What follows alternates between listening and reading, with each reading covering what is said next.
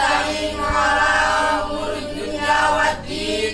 Wassalatu wassalamu ala asyrofil anbiya'i wal mursalin sayyidina wa maulana Muhammad sallallahu alaihi wasallam wa ala alihi wa sahbihi ajmain. Amma ba'du.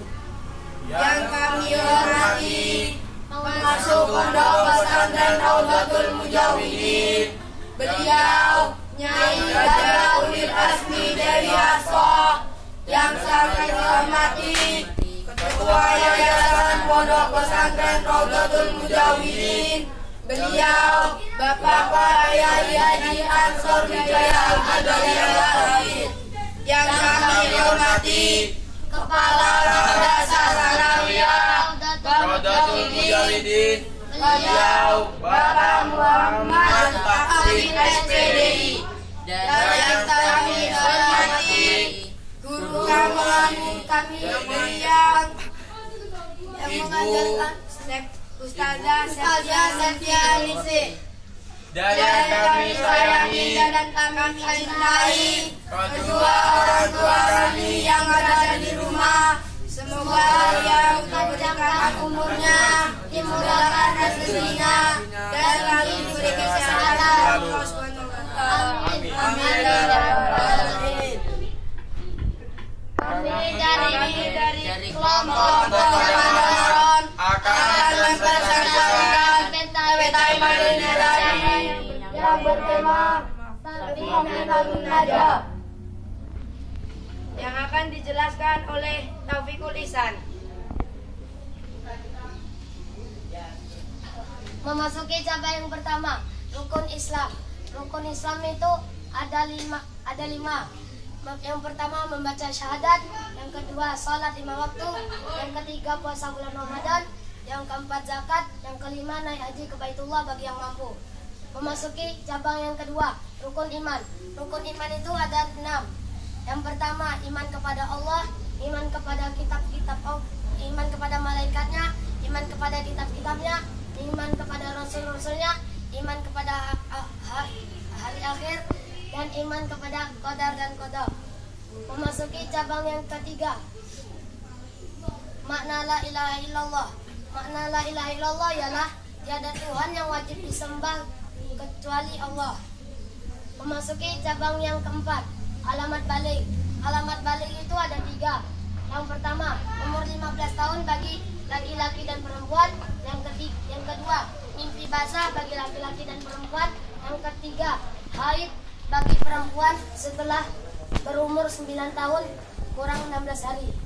Memasuki cabang yang kelima, istinja dengan batu. Istinja dengan batu itu mempunyai 8 ranting. Yang pertama, adanya 3 batu atau 1 batu yang mempunyai 3 sisi. Yang kedua, bersihnya tempat. Yang ketiga, najis belum kering. Yang keempat, tidak berpindahnya najis. Yang kelima, najis tidak terkena air. Yang keenam, tidak melewati dubur. Yang ketujuh, tidak ada najis lain yang datang. Yang kedelapan, adanya batu yang suci. Baiklah, pasal yang selanjutnya akan diterangkan oleh saudara Raihan. Fardu wudu itu ada 6.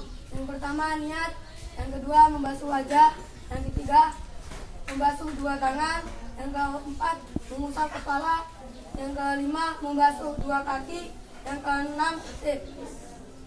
Niat yaitu ada 4 ranting. Yang pertama menyengaja sesuatu, yang kedua tepat di hati, yang ketiga melafazkan sunnah, yang keempat ketika basuh awalan.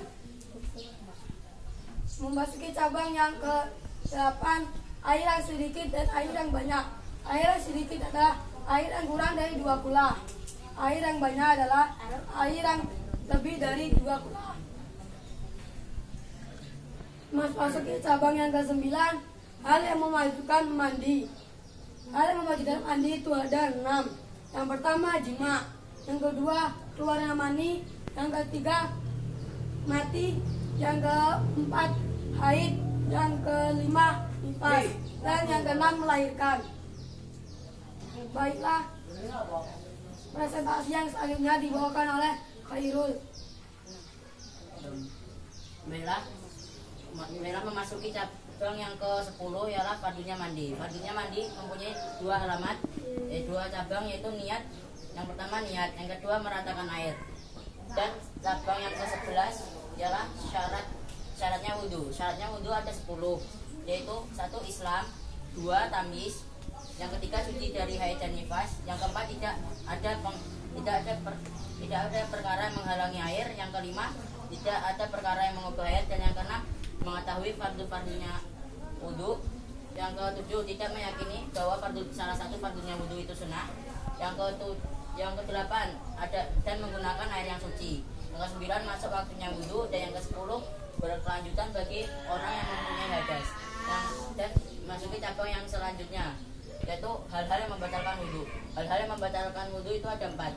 Yang pertama, perkara yang keluar dari dua jalan, dari kubul maupun dubur. Yang kedua, tidur yang berpindah-pindah, yakni ialah tidur yang tidak menempatkan pantatnya ke bumi.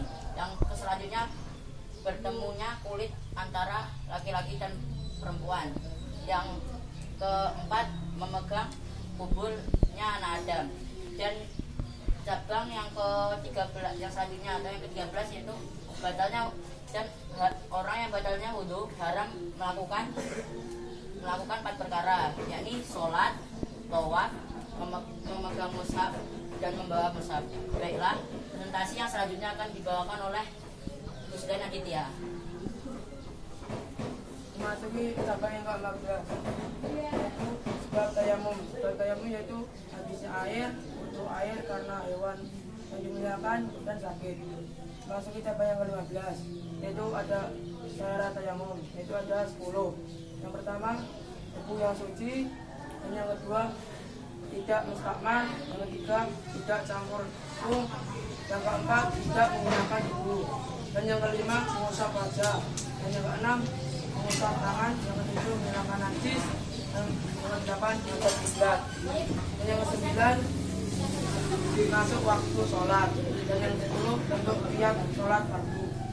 Memasuki cabang yang ke-16, fardu tayamum. Fardu tayamum itu ada 5.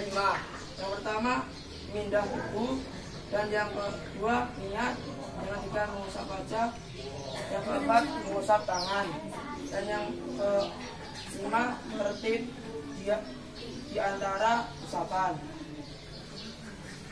Dan selanjutnya dilanjutkan oleh Bian Septia Bambang.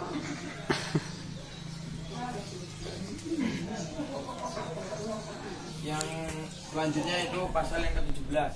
Pasal ke-17 ialah hal yang membatalkan tayamum.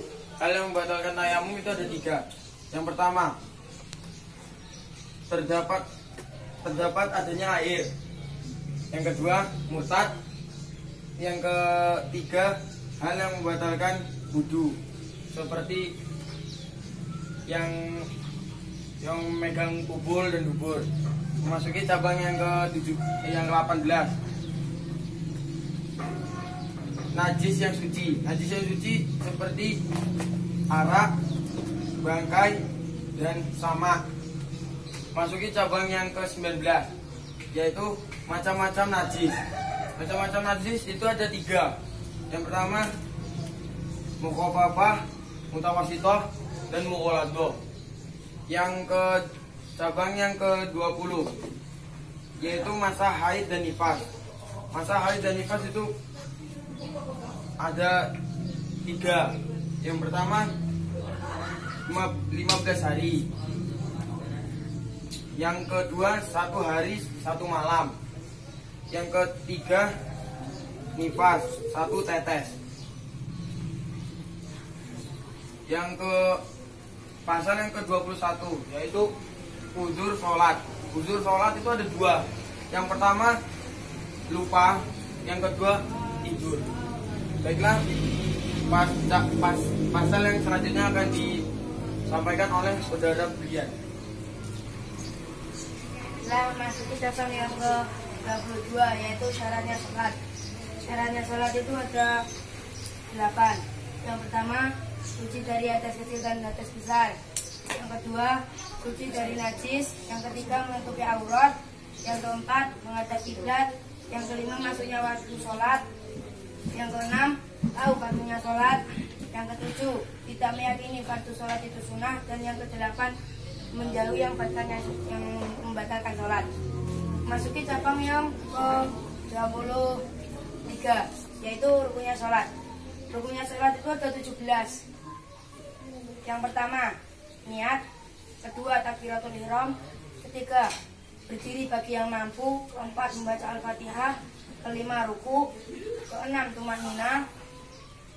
Ketujuh, i'tidal. 8, tumakninah. 9, sujud. 10, tumakninah. 11, duduk di antara dua sujud. 12, tumakninah. 13, tahiyat akhir. 14, duduk tasyahud akhir. 15, salawat kepada Nabi Muhammad SAW. 16, salam. Dan 17, tertib. Memasuki cabang yang ke-24, yaitu tingkatan niat. Niat itu bagi menjadi 3, yaitu melakukan pekerjaan, menentukan jenis sholat, mengungkapkan kefarduan sholat. Masuki cabang yang ke-25, yaitu syarat takbiratul ihram. Syarat takbiratul ihram itu ada 15. Yang pertama, waktu berdiri. Yang kedua, berbahasa Arab. Yang ketiga, lafal jalalah. Yang keempat, lafal akbar. Yang kelima, berurutan. Yang keenam, tidak memanjangkan hamzah. Yang ketujuh, tidak mempanjangkan ba. Yang kedelapan, tidak